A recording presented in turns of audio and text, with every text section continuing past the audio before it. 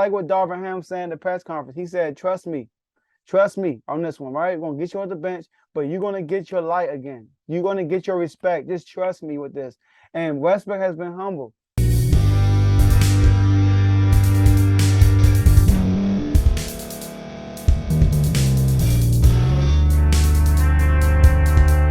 Welcome to Refuse to Lose Sports. My name is Joe Jordan. I'm your host today. Today we're going to talk about the Lakers beating the Denver Nuggets, getting their first W of the season.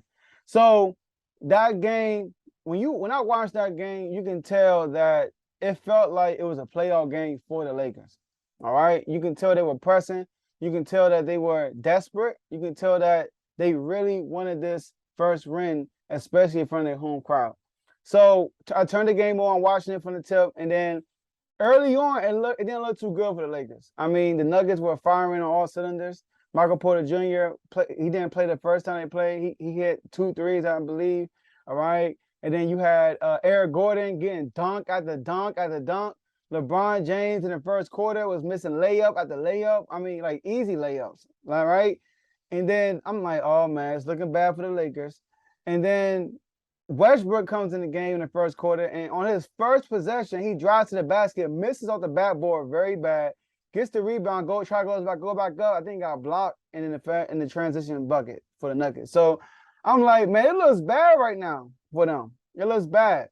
But as the game came on, they started hitting their threes. Westbrook hit his first three in the corner when LeBron gave it to him. It was actually one time when Westbrook caught the ball, and he at the three-point line, he sat there in the crowd. I don't know what the crowd was saying. I don't know if they were saying like, no, but the crowd got hyped as he got the ball. He just sat there and waited, and then he just pulled it and made it. I was like, okay, Westbrook. So Westbrook was tremendous yesterday, all right? When I say tremendous, his energy.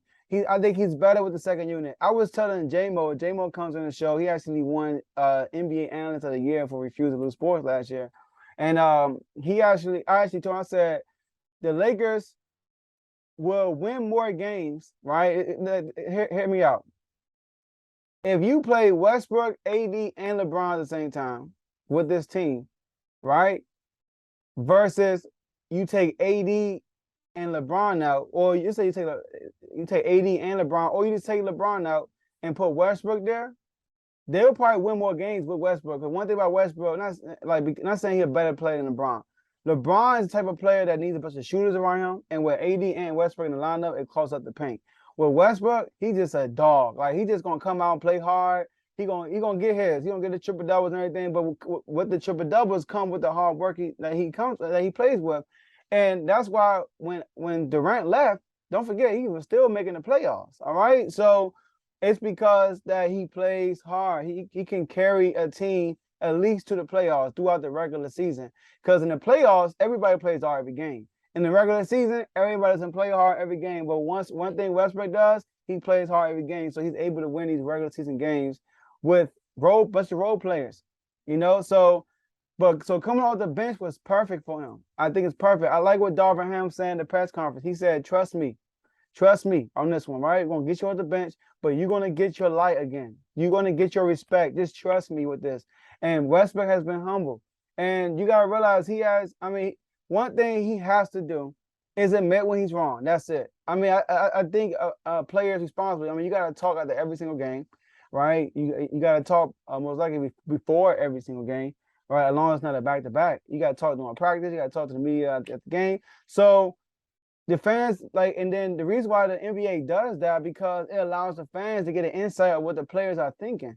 So you have to take responsibility when you're wrong. But other than that, Westbrook been good, man. He hasn't. I'm talking about off the court. He hasn't been fighting no reporters this year or none of that stuff. But obviously, he's a butt of the jokes. That's what they say. Any team that LeBron plays on, not blaming LeBron, it's the media that does it. But any team that LeBron plays on, there's a scapegoat. The third star is always the scapegoat, no matter who it is.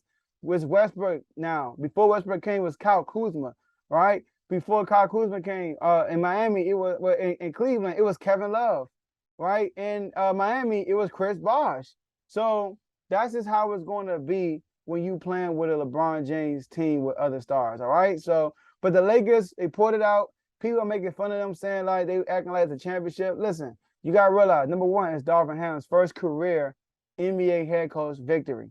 All right, so they're going to celebrate that. And number two, they appreciate this win so much more because how awful the preseason was and how they started off 0-4. And it's not like they were getting blown out; they were there.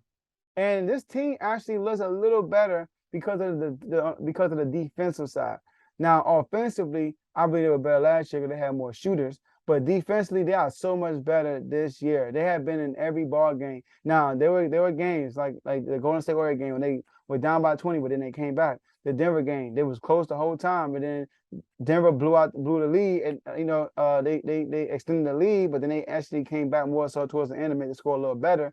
But the Lakers been playing much better than last year. So kudos to LA. Listen, I'm a Sacramento Kings fan. I still believe that the Kings will have a better record than the Lakers, but I gotta give props where it's due. I'm not no hater, all right? I want to see players be great. I want to see Westbrook thrive. I want to see him overcome this adversity. I want to see LeBron James compete in the playoffs again before he retires. We gotta appreciate greatness, y'all. This might be LeBron's. This won't be his last year. Well, when his son come to the league, that will be his last year most likely. So if you are a hater, don't be a hater. Just appreciate greatness. Root for your team, root for your squad, root for your favorite player. But don't hate on a person because guess what? When they're longer gone, you're going to miss out on greatness. So I appreciate greatness, and I love what I'm seeing with what Darvin Ham is doing with the Lakers. So that's all I have for you guys today, and I'll see y'all next episode.